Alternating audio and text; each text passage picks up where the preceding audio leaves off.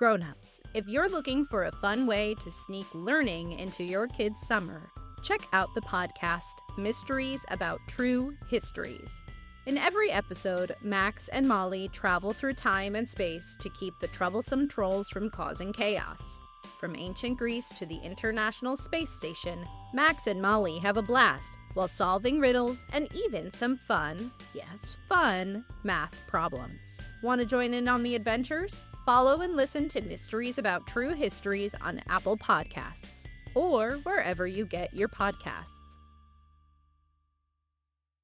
Hey, Tailblazers! I'm Rebecca Cunningham, and this is Girl Tales, a kids' podcast of feminist stories for a new generation. Before we get started, I'd like to wish a very happy birthday to Charlie Barron in Baltimore, Maryland.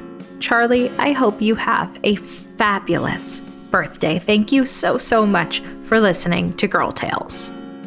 Grownups, if you would like to hear your child's name at the top of our next tale, head to patreon.com/girltales and donate today. Now on to our episode. This is Grace Gatsby. Enjoy! Hey, it's Pippa, Rebecca's wife. Rebecca had to bring some paint to our friend Joaquin, the puppet maker, so I thought I'd step in. Oh, this is so exciting. I love doing these. Here we go. I'd like to tell you a story about a friend of mine. Her name is Grace Gatsby. Grace lives in one of the nicest houses in Freshwater. And by house, I mean mansion. This thing is huge. The mansion sits on the edge of Freshwater Lake. There are too many bedrooms to count. Each one with a comfy bed, a roaring fireplace, cozy chairs, and a mini fridge loaded with snacks. Each bathroom has gold faucets. There's a library full of books, many of them first editions. There are multiple tennis courts, a jacuzzi, a garden with fruits and vegetables that are somehow always ripe, and a stunning fountain that lights up at night. Everyone in Freshwater watched for months as the mansion was being built. As the final touches were being put on the building, we watched the twinkle of the lights across the water and speculated about who was going to live there. What would they be like? When would we get to meet them? And why hadn't we met them yet?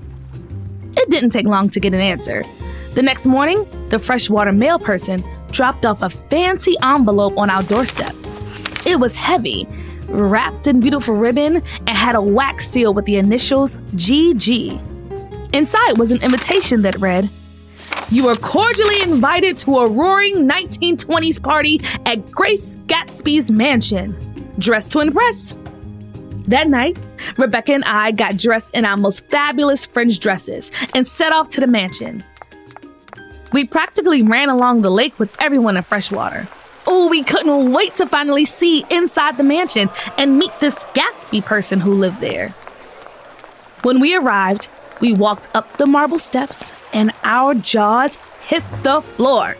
This was the most fancy party anyone had ever been to. There was a massive stage set up. On it, a big band was playing jazz. Along the walls were tables lined with fancy hors d'oeuvres. Tall tables were decorated with glittering candles. Chandeliers twinkled overhead like starlight. And in the center of the room was a big dance floor, already filled with people moving and grooving to the music. The party was amazing. Every hour on the hour, there was a fireworks display over the garden, followed by a light show by the fountain, followed by trays of extravagant plates of food. In the corner, there was an animal rescue event, and everyone who was looking to find their perfect pet could adopt a cat or a dog. The band on stage played such great music and had all of us dancing. Oh, it was so much fun. I looked around the party in awe. I could see everyone in Freshwater laughing, smiling, and having a great time. But the one person I did not see was Grace Gatsby. I knew I had to find her. At the very least, I wanted to thank her for throwing such a great party. But I wanted to uncover the mystery. Who was she? And why did she have this big party even if she wasn't going to meet all of her guests? I sent Rebecca to snag some tasty desserts and set out on my mission.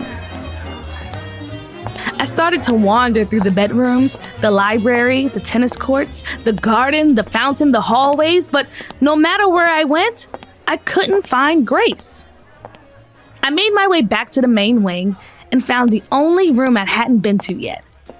It had a large balcony that overlooked the garden and the lake.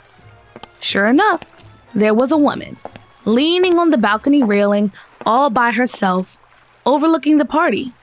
Her evening gown sparkled like it was made of diamonds. I knew I'd found her. She took a glance back at me. "Hello, old sport." She turned around to face me. "Enjoying the party?" I nodded and walked forward. Very much. My name is... "I know who you are." Grace stopped me. "You're Pippa Cunningham." I mean, it makes sense that she knew who I was. After all, we got an invitation in the mail addressed to us for her party, but we'd never actually spoken before, so it took me by surprise. Grace turned her gaze back over the balcony towards the party. "And I'm Grace Gatsby, but I'm sure you knew that." Grace sighed heavily. I wasn't sure if that was the end of the conversation or not, but I took another step forward.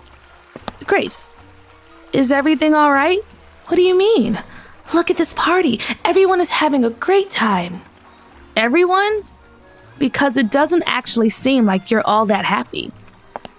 Grace turned again to look at me. I noticed that she had tears in her eyes. I kept going. "Look, we don't have to talk about it if you don't want to. But if you need anything, I'm a pretty good listener." Grace paused and studied me for a moment. Then she gestured at the mansion around her. "I didn't always have all this, you know? Believe it or not, I grew up without a lot of money. We had enough to get by, but I certainly wasn't going to fancy parties. I went by Grace Gats back then." Grace Gats. That name sounds familiar. I know that name. I read a story about you in the newspaper. You helped a sailor by warning him of a storm that was coming in. He took you on as his personal assistant, and when he died, he left you all of his fortune. Grace grimaced. "Yes, old sport. That much is true. But what the newspapers didn't tell you is that I didn't inherit a single cent. Some of his friends stood in the way, and I was left with nothing. So I reinvented myself. I go by the name Gatsby now, and I spent every moment since my sailor friend died making sure to get as rich as possible. But now, look what all that work has got me." I didn't understand. Looking around, this all seemed pretty nice to me. The mansion, the food, the big party. What was so bad about it? Grace saw the confused look on my face. "I've thrown parties all over the world. But did you know that in all the years, you're the first person to come and speak to me?" I was? That seemed unusual. Grace continued. "I spent so much of my life focused only on making as much money as possible. Then I realized that I hadn't spent any time focusing on what really matters, finding friends." Things started to make sense. So that's why Grace threw this giant party. She was hoping she could use them to make friends. Grace told me that she loved hosting parties, and she felt so honored that the whole town came to visit. But while the mansion on Freshwater Lake was being built, she always felt too shy to actually speak with anyone. And eventually she developed sort of a reputation for being a little standoffish. She was worried that now, even with the big party, if she tried to make friends, it might be too little too late. Maybe everyone only came to her parties because they were fancy. Grace wiped away a tear. "I just don't know if people will like me. For me, what happens if I try to get to know the people of Freshwater and they stop coming to visit?" It's hard to worry that you're not enough as you are. And it's hard to feel so shy and nervous about making friends. But the one way to make sure things never change is by keeping them the way they are. I told Grace that if she was ready to try something different, I had some ideas for her. Then I left and rejoined the party. I found Rebecca, who had fulfilled her part of the mission and found some truly incredible desserts, and filled her in on what I learned. Rebecca was surprised. The people of Freshwater are always very accepting of one another. We knew they would love Grace if she let them get to know her. A few weeks later, after the buzz of Grace Gatsby's amazing party had started to quiet, and rumors of her next party had begun to circulate, I got a call from Grace.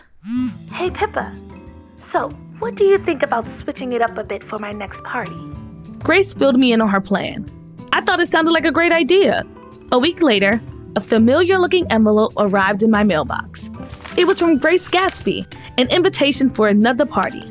The invitation read, "Party at Grace Gatsby's mansion, Friday evening. No fancy attire required. Dinner, potluck." The whole town was talking about it. Of course they were going to go, but no fancy attire? A potluck? It all seemed so casual. On the night of the party, I threw on my favorite old pair of jeans and a t-shirt.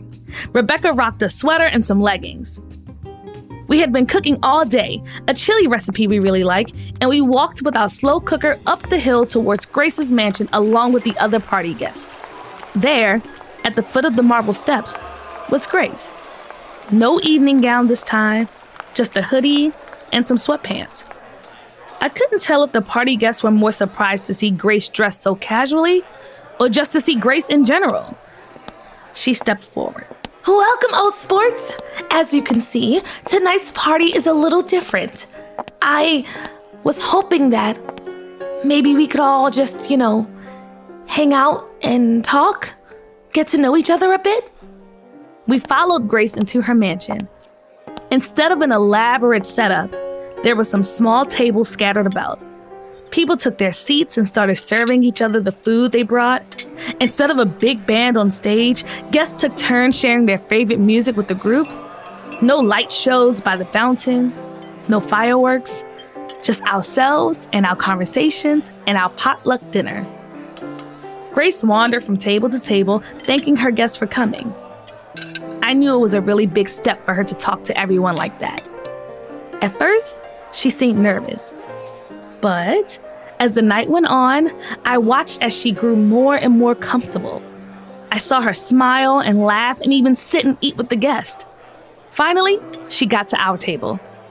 She plunked herself down in a chair, beaming from ear to ear. Oh, sport, tonight has been so much fun, and it turns out that I didn't need a fancy party at all to make friends. Thanks for the suggestion to keep things casual, Pippa. It's so nice to let people see me. But she didn't stay at our table long. Other partygoers wanted to pull her over to their tables and talk with her. By the end of the night, Grace had arrangements to hang out with half of the town, lunch, coffee, book clubs, and more. As the night wrapped up, Grace tapped on her mug of hot chocolate and raised it in a toast. Cheers to you all. I'm so glad to be able to call you friends. And a special thank you to Pippa, who helped me see that the real joy of a party is the people you are gathered with. Grace still hosts big parties from time to time, but now you can hardly see her because she's so busy making sure she talks to every single person there. I was so proud of her for being so vulnerable that night, and I'm still so proud to consider her a true friend.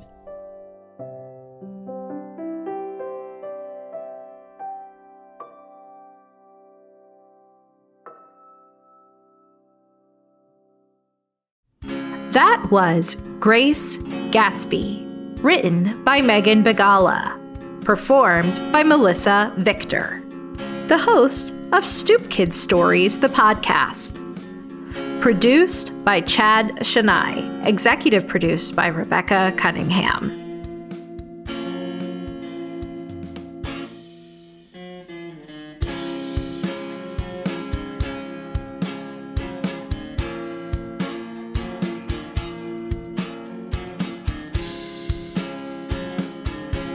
Don't forget to subscribe, rate, and review on Amazon Music or wherever you get your podcasts.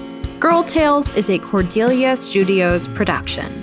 And grown-ups, don't forget you can get access to ad-free episodes of the Girl Tales podcast, as well as a range of other shows for the kids in your life by subscribing to Star Glow Plus on Apple Podcasts. Grown-ups, if you would like extra stories for your Tailblazers to listen to, like the original Alice's Adventures in Wonderland or The Wonderful Wizard of Oz, performed by me, well, there's only one place to get it. Head to patreon.com/girltales and join Team Dorothy or above. And grown-ups, you can also find Girl Tales and Cordelia Studios on Instagram, TikTok, and Facebook. And hey, if you love this story, share it with a friend. Oh, and remember, I believe in you.